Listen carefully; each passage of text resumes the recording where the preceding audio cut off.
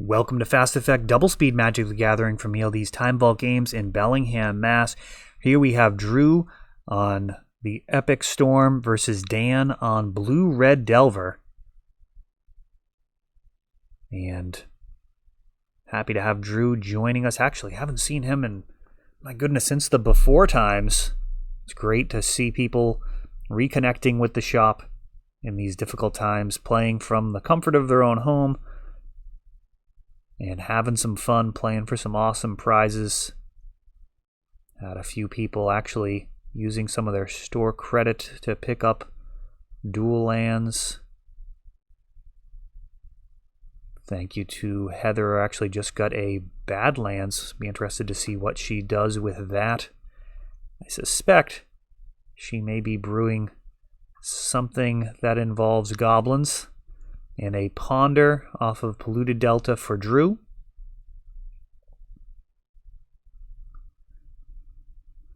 And it is a shuffle. Dan can take some comfort in that. When your opponent ponders and enthusiastically keeps it, can be a very bad sign for you.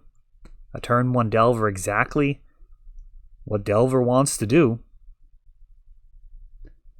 If Dan can keep his mana open for the remainder of the game, for the most part, and perhaps add to this with something like a Dreadhorde Arcanist or a Young Pyromancer at some point and speed the clock up. But, I mean, just the Delver of Secrets likely to be sufficient if Dan has enough counter magic and just a little bit of burn to finish the game off is generally where you want to be.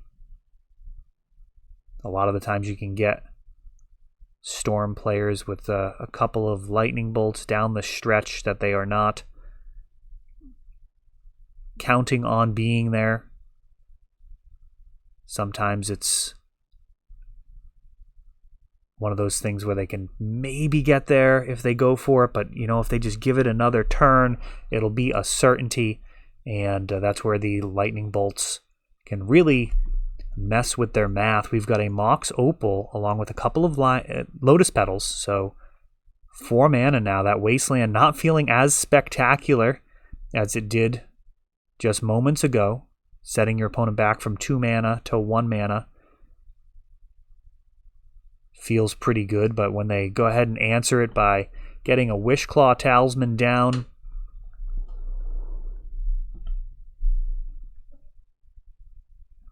enabling some dangerous lines. Oh, and actually Spell Pierce being thrown at the Wishclaw. Both Lotus Petals being used to preserve it. So Spell Pierce there, basically an interesting gambit. Do you lose your Metalcraft?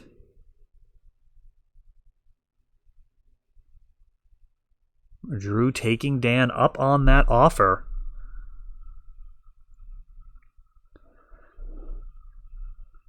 And now Dan pondering. He's going to be looking for Wastelands, counterspells, anything to kind of contain the explosiveness that Drew's deck has. Now he's already got the Wishclaw Talisman down. It's a dangerous card. Essentially the tutor already having resolved. And Dan going to commit another Delver of Secrets here. This could cut the clock in half. Just 2 turns, 6 damage apiece. And Drew knows he's got at most 2 turns left here if this Delver flips. Ooh. Interesting. So this Wishclaw Talisman being passed, but Mox Opal has not been used. This may be a little bit of ring rust here for Drew. Let's see how this goes. He may just have 2 Lion's Eye Diamonds or something, and this game could just be over. But I would have expected those to be played prior to activating Wishclaw. Let's see what happens here. He's got a bunch of Mox Opals and a LED. Oh, and that's going to do it. Okay, so yeah, actually, I think that's what we're looking at there. So he had multiple Mox Opals and a Lotus Petal. So what needed to happen there is play the Lotus Petal, tap your Mox Opal, play another one, Legend Rule, and then pass off the Wish Claw with Metalcraft, and then bomb and Ad Nauseam. I didn't see if Dan had a counter. Pretty likely at that stage. Honestly, it would. Let's see. So when you force your opponent into that situation, you kind of really want to have the counter desperately.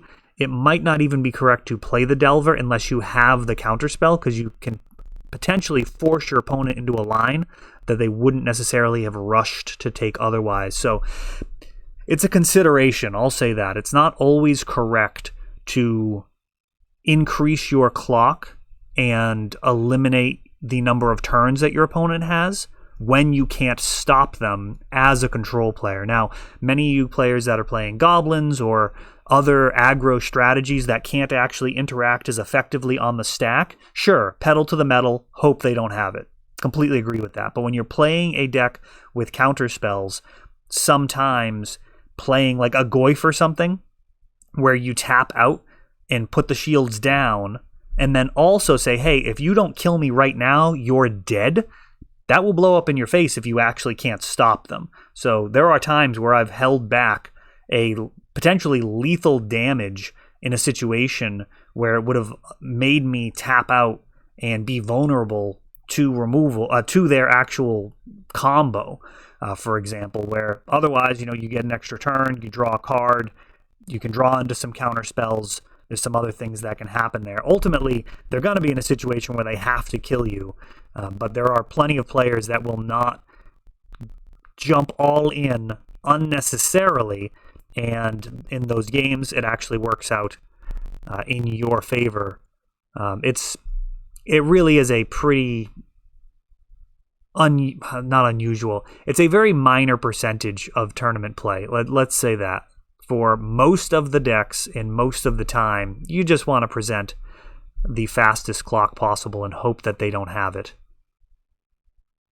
But that in that situation, if Dan didn't have it, it is a question as to whether or not to actually set the clock and force Drew into that line. Though, it worked out. He didn't play it perfectly. Putting pressure on your opponent is also a very valid thing in tournament play. And one of the stronger things about combo decks in general is it puts a lot of pressure on your opponent to play optimally. We've got an Underground Sea enabling a Ponder. And again, a shuffle. Drew may have very high standards. Perhaps he's looking for mana and didn't see it. Tough to tell.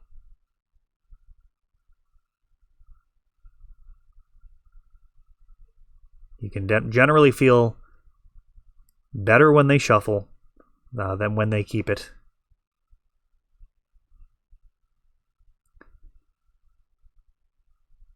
And a beautiful turn 1 Delver.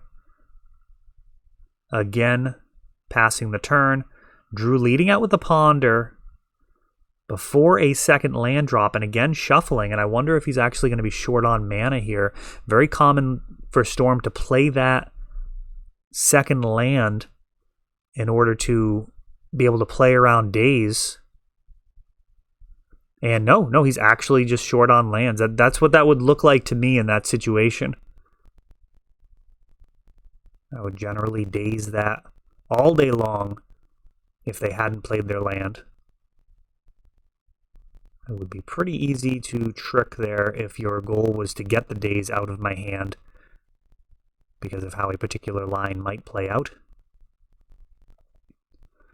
And now a Ponder revealed for the Delver of Secrets, the Upkeep Brainstorm, ensuring that Dan has a clock here. And now fetching and playing that Ponder. Dan looking for counter spells in all likelihood. Daze would be super welcome, of course. Force of Will or Force of Negation, rock solid in this type of matchup. And at this point, Wasteland could turn this into an absolute slaughter if Drew doesn't find more mana, and he does. All right, so we've got a game. Even if Dan draws a Wasteland, this thing is not just kind of over on the spot.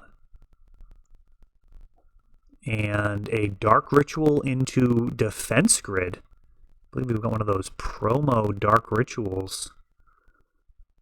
Haven't seen those very often in the wild as of late. 1 black mana. And a Storm of 2. And what kind of brutal hand does Drew have here? He's got the Defense Grid down. His stuff will be resolving. Fetch land. Get some more rituals. A Rite of Flame. Another Rite of Flame. Lion's Eye Diamond. Lion's Eye Diamond. Do we have Past in Flames? What do we got? There's the Wishclaw Talisman. And Lion's Eye Diamond's being sacked in response. Drew can pretty much just choose to win however he likes from here. Tons of mana floating.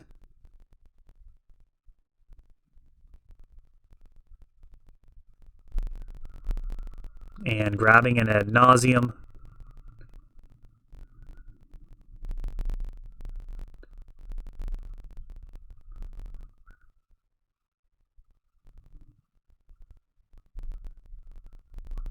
I'm just counting in my head here. I wonder if he could have just grabbed a couple of other tutors and just tendrils from here. I mean, with this life total, it's almost certainly over. Yeah, he had 7 Storm with the Wishclaw. 8, 9. Yeah, I think he had enough to just play 2 Infernals and then a Tendrils. Though, let's see if he actually has those in this list. This might be different than lists that I'm used to. The 2 mana tutors, a couple of those chained together would have done it as well. But he's just got all sorts of gas here. Lotus Petal. Another Dark Ritual. Another Lion's Eye Diamond. I mean, this line certainly gets to show off a lot more cards in the deck. Looks like he's got some beautiful altars and some different considerations for art as well. And now the Tendrils off of what appears to be the promo Burning Wish, I believe. And that is going to be the game there. And now we're going into game 3, right? I had my incorrect hourglasses up there. I just do these in one take, so sorry if I'm wrong on that. I think we're in game 3 now. Yeah, game 1. Game 1 Drew had the inaccuracy with Metalcraft. Game 2, absolute blowout hand with Dark Ritual into Defense Grid. It's a super powerful card that you don't see as much. I mean, Veil of Summer is an incredibly good Magic card, and is just better in many ways. It's not strictly better. Cards like Surgical Extraction can still be played with Veil of Summer. We got the feed dropping for a sec there. I'm going to go ahead and pause until it's back. All right. A little technical difficulties there as a Spell Pierce finds a Ponder. And a Ponder of his own for Dan.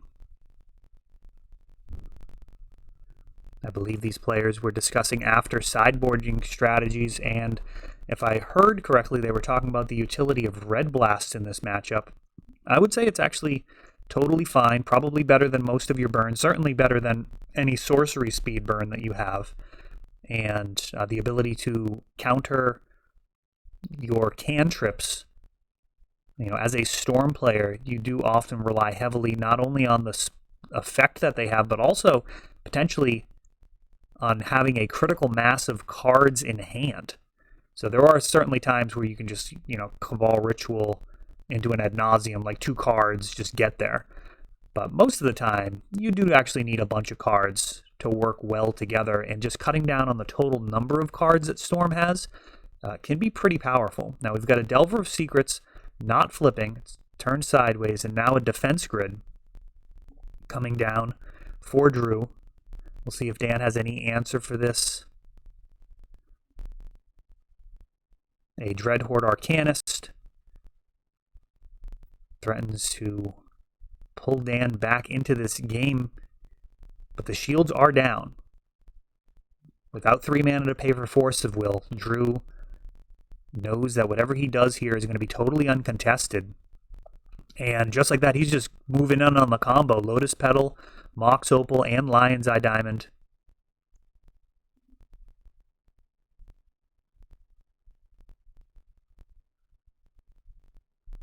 Defense Grid nicely giving Metalcraft as well, even with fewer artifacts necessary. We've got an Ad Nauseam. He's actually cracking LED in response. Interesting. We'll see how this goes. So he's got the extra mana floating around, but he doesn't have the ability to discard his hand unless he finds another Lion's Eye Diamond. If he does, then he's absolutely on easy street. Now he's down to 6. Thinking if he's actually got it, and he believes that he does. Lotus Petal, Lotus Petal, Dark Ritual.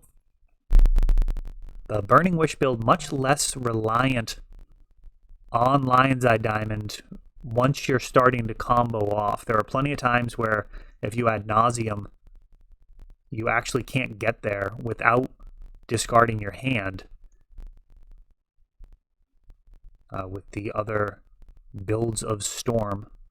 Here we've got Tess running those Rite of Flame, a card that I'm pretty critical of, but man, it's working out here for Drew as he just has an abundance of mana. Wishclaw Talisman now is going to enable him to get Burning Wish into his Tendrils, and that is going to be a wrap. And there's the Tendrils. A pretty quick win there for Drew in a kind of format defining matchup.